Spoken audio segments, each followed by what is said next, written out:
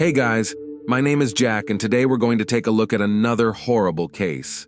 The story of a British woman named Dena Thompson, nicknamed the Black Widow, became, in the mid-20s, one of the main topics for numerous documentaries, TV shows, and crime programs. This pleasant at first glance woman turned out to be a pathological liar, fraudster, and led to the grave at least one man who loved her wholeheartedly. Dena repeatedly managed to escape punishment, but in 2003 she was still in the dock. Despite the fact that she was facing life imprisonment, the court was surprisingly mild, allowing parole. So in 2022, one of the most dangerous criminals, who miraculously survived her ex-husband characterized as pure evil, went free. Thompson's victims were always men, which according to experts, may indicate some kind of trauma received by the criminal in childhood or adolescence. However, Dena's early years were quite prosperous. The girl was born in 1960 in North London and brought up in a full family. Her parents lived modestly, but did everything to ensure that their daughter did not need anything. The head of the family worked as a prison guard, seriously engaged in sports, and from childhood, motivated Dena to attend gyms, where she diligently engaged in gymnastics. In addition, the man often participated in all kinds of sports competitions, including those held in other countries, and constantly took his daughter with him. Dena grew up quite active, cheerful, and sociable child. She easily made acquaintances and friendships with peers, and with age learned to quickly win the attention of guys she liked. After school, the girl went to college, and then got a job in one of the local banks. At the age of 22 years, Dena met her future first spouse, Lee Wyatt. They first met thanks to the cousin of the guy, who organized a couple blind date. Between young people immediately burst feelings, and a stormy romance began. They got along well, spent a lot of time together, and 2 years later officially legalized their relationship. After the wedding, the couple moved to a provincial place called Yapton, with a population of only 3,000 people. Soon the couple had a son, and the new parents began to slowly develop their own business, creating Author's soft toys, the images of which they invented together. In parallel, Dena worked as a cashier in a construction organization, and their family, according to neighbors, was quite happy and prosperous. The head of the family was often away on business matters and was absent from home for long periods of time. With neighbors, the man practically did not communicate, but his wife, on the contrary, quickly made acquaintances with local residents. Dena knew how to win the favor of others, easily rubbed in the trust. In addition, men often paid attention to the attractive young woman and even tried to court her. At the dawn of the 90 AS, Dena met with a young journalist, whose name was Julian Webb. The man offered her to work as a model for advertising clothing and household appliances, and soon her pictures were painted on the pages of local newspapers and magazines. Dena was eager to pose and felt at ease in front of the camera. By then, Lee Wyatt hadn't been home for months, and none of the neighbors had any idea where he was or why he'd been gone so long. His wife, apparently, did not miss him too much, having had an affair with Julian. Just 3 months after meeting, the journalist introduced the chosen one to his parents, saying that he was going to marry her. Subsequently, Webb's mother recalled that she was quite surprised by such a hasty decision of her son. In addition, a potential daughter-in-law, who was a few years older than Julian, did not inspire her confidence. When the neighbors learned about the upcoming wedding, they were puzzled because they knew that Dena is already legally married to another man. However, her husband hadn't been home for months, and no one knew for sure where he was or what was wrong with him. As it later turned out, all this time, Lee was in the small town of New Quay, located almost on the other side of the country. There he lived under an assumed name and false documents, hiding, as he thought, from the mafia. In fact, the man became a victim of skillful lies of his wife, who convinced him that their family was in mortal danger, and escape, this is the only way out. The couple, as mentioned, were engaged in creating Author's soft toys, and their most successful creation was Leprechaun Sean, which sold well and gained a certain popularity. In early 1991, Dena told her husband that their creation was interested in the corporation Disney, and is ready to pay £50 million for the opportunity to use this character. But the joy was short-lived, and soon the woman reported that representatives of the criminal world, having learned about the big deal, want to get most of the money, threatening otherwise to kill the whole family. Dena also came up with a way out of the situation, convincing her husband that he needed to hide. Lee quickly acquired fake documents and went on the run. But before this cunning woman persuaded Lee to write several threatening letters to her and make several similar records of phone calls, which allegedly were supposed to be proof that he hates his wife, so that the mafia to stop pursuing her. The trusting husband, not suspecting anything, did as his wife told him to do and then fled. In a foreign city with no home or friends, Lee was ready to take on any job, and all the money he earned was sent to his wife and son, so that his family did not need anything. Most likely, this escape really saved his life, but the threat came not from fictional bandits, but from his own wife.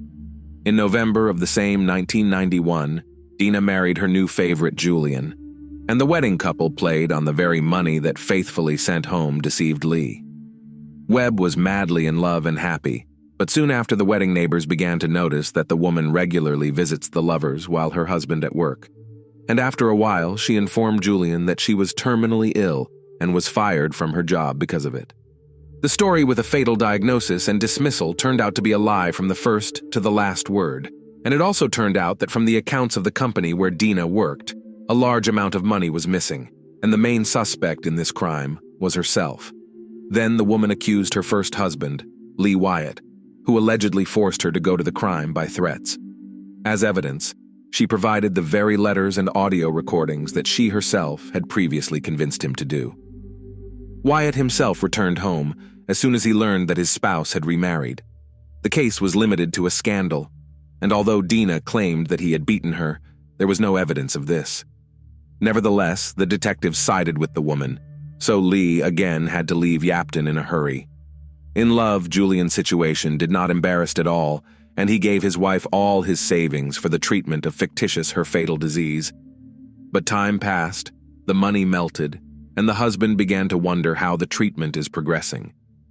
It turned out that the woman did not have a single medical document confirming her diagnosis. Relationships in the family broke down. Neighbors heard how the spouses fought loudly, and in June 1994, the day after celebrating Julian's 31st birthday, he died suddenly. The evening before the tragedy, his mother called him, but Dena reported that her husband wasn't feeling well and couldn't answer. Julian's mother asked her sister-in-law to call an ambulance, but she ignored her request. The expert examination showed that the young man died of a drug overdose, but for some reason no one saw a criminal trace in this tragedy, and his wife insisted that her husband voluntarily decided to kill himself. In addition, she demanded that Julian's body was cremated, but his parents were strongly opposed to this. Also, after the death of her husband, Dena tried to get a large insurance payment, but she was denied because their marriage was recognized as invalid. At the funeral, Dena did not even try to cry or depict grief. On the contrary, she chose a frank outfit and behaved defiantly. Almost immediately afterward, the widowed woman began to spin numerous novels and affairs. She openly brought lovers to her house, not hiding from the neighbors. Only in 1997, Dena filed a divorce from her first legal husband, and less than a year later she met Richard Thompson, who immediately managed to charm. Dena, not thinking long, told the new lover that suffers from a serious illness, and she has to live a very short time. Blinded by love, the man said that he would turn the last months of her life into a fairy tale, and is ready to spend all his savings for this. Wedding couple played in one of the best hotels in Florida. There they spent their honeymoon, and then returned to their native England, settling on its southern coast, in the city of Brighton. According to Richard's memories, his wife literally bewitched him with her care and support, and she also skillfully pretended to share all his views and aspirations. He has always dreamed of owning his own boat to professionally engage in fishing, and his wife not only approved this idea, but also offered him to open a company that provides a yacht for rent, so that he could not only fish himself, but also to teach it to others. Less than a year after the wedding, during a New Year's Eve celebration, Dena gave her husband a romantic dinner. They took a bath together, and afterward, she said she had prepared a special gift, and asked her husband's permission to tie him up. Richard, not suspecting anything wrong, readily agreed. But as soon as he had the ropes on his hands, a blindfold over his eyes, and a gag in his mouth, he was suddenly struck hard on the head with a bat, followed by another. Luckily, Richard not only did not lose consciousness, but managed to free himself quickly. Then Dena grabbed a knife and wounded her husband in the shoulder. Richard knocked the weapon out of his wife's hands, immobilized her, and called the police. Dena burst into tears, admitted that all this time she had lied to him and spent all his money. However, already at the station, she pulled herself together and began to claim that it was her husband who attacked her, and she was only defending herself.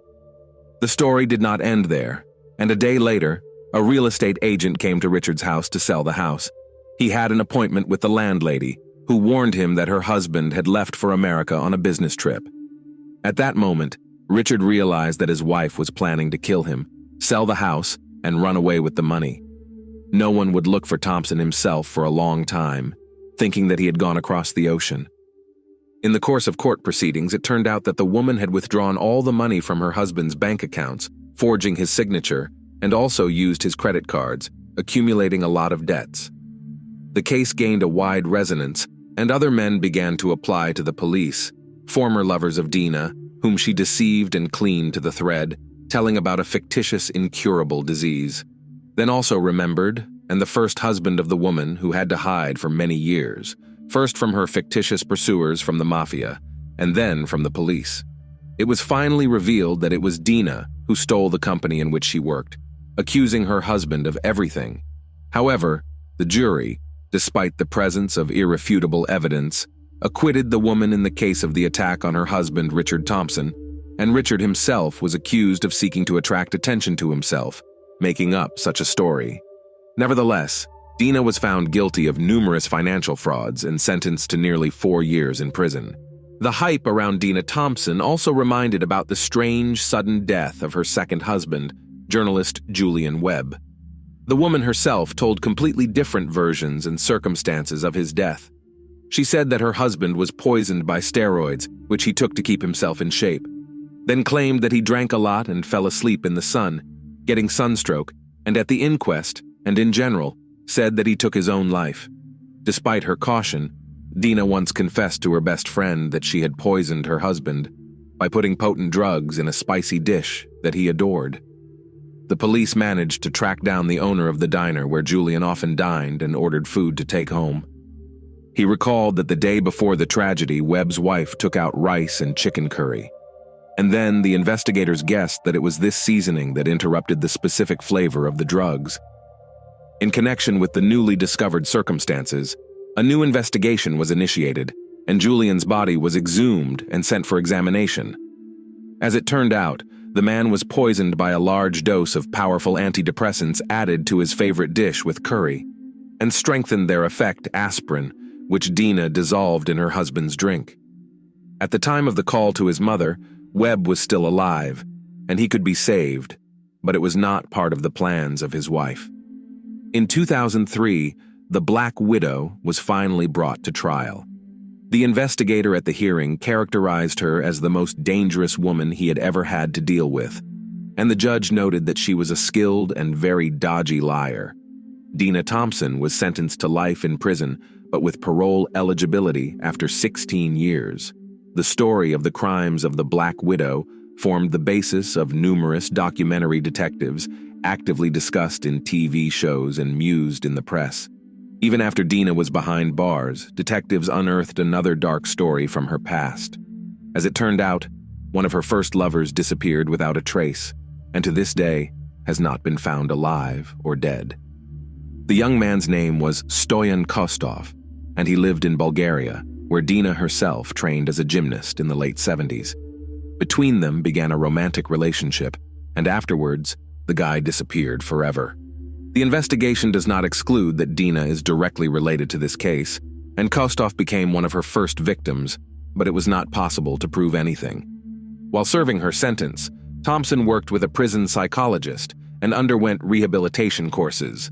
Despite her exemplary behavior and the right words about re-education and realization of her mistakes, Dena, according to the detective in charge of her case, does not feel remorse and pangs of conscience, and therefore can reoffend. Nevertheless, in the summer of 2022, the 61-year-old Black Widow was released from prison. After learning about it, Richard Thompson said that now he will not feel safe because he does not know what to expect from his former spouse. Now, Dena is obliged to report to the police about all her connections and relationships, observe curfew, and report on all financial transactions. She is also forbidden to approach her ex-husbands and lovers affected by her actions. She is forced to wear a special tracking bracelet on her leg that records all her movements. A few months after her release, Thompson was captured by journalists while returning from a store with shopping in a large bag. Curiously, on the ring finger of her right hand was a massive ring, strongly resembling an engagement ring. It is possible that another gullible victim fell into the net of the Black Widow. Thanks for watching, guys. That was Jack with you. Subscribe to my channel. There are many shocking stories ahead. See you again.